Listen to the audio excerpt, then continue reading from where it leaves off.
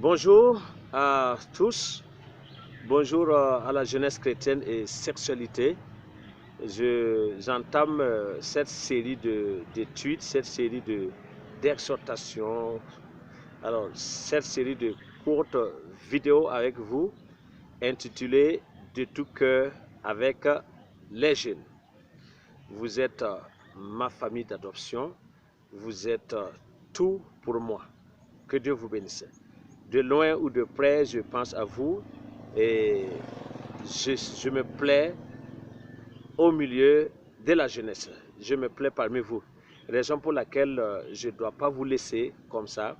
Alors, en tant que grand frère, ce que Dieu m'a mis à cœur, je veux à chaque fois qu'on partage ensemble. C'est pourquoi j'ai intitulé cette série De tout cœur avec les jeunes. Que Dieu vous bénisse. Je prie que cette courte méditation ce matin puisse te faire du bien dans le nom de Jésus. Nous allons lire quelques passages ensemble.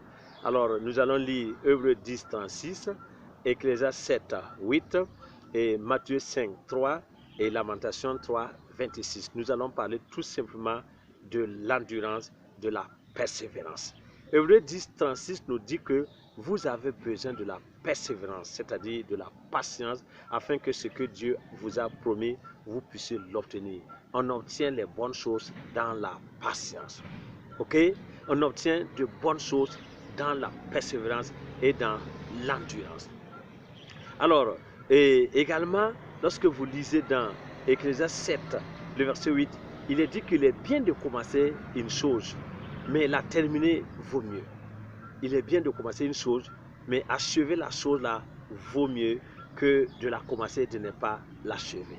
Et Lamentation 3, le verset 26 nous dit que il est bon d'attendre en silence le secours de l'Éternel. Si vous lisez ces passages avec Habakkuk, vous allez voir que Habakkuk, le chapitre 2, le verset 4, Dieu traite d'orgueilleux celui-là qui n'attend pas avec patience le secours de l'Éternel. Dieu traite d'orgueilleux celui-là qui ne veut pas s'attendre à Dieu, mais qui se confie à d'autres choses. Mes frères, je dois vous dire quelque chose. Vous êtes toujours en attente de votre exaucement. Il viendra. Parce que le Seigneur accomplit toujours sa parole. Il est aussi notre Père, il est notre Dieu. Je l'avais toujours dit. Je refuse que quelqu'un trouve plus de valeur devant Dieu que moi. Non. Et que vous et moi, nous avons le même Père, le même esprit.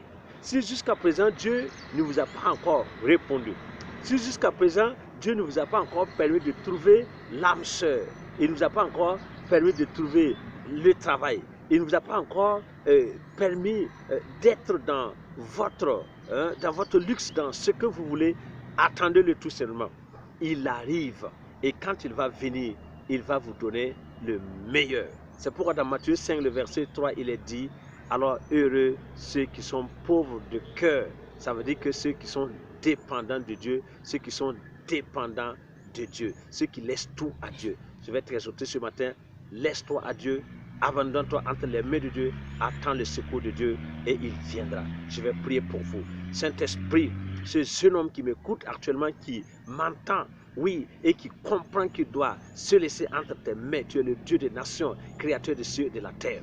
Tu es celui qui nous a sauvés par le sang de ton Fils et tu nous as pris comme des fils d'adoption. Je te demande de bénir ce frère dans le nom de Jésus.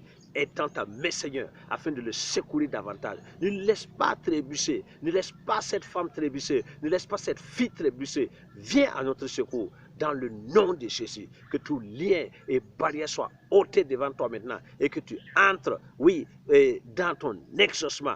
Oui, dans le nom de Jésus. Saisis la parole, saisis le Saint-Esprit, saisis la prière et tu verras que Dieu fera de grandes choses pour vous. De tout cœur avec les jeunes, que Dieu bénisse votre journée. Amen.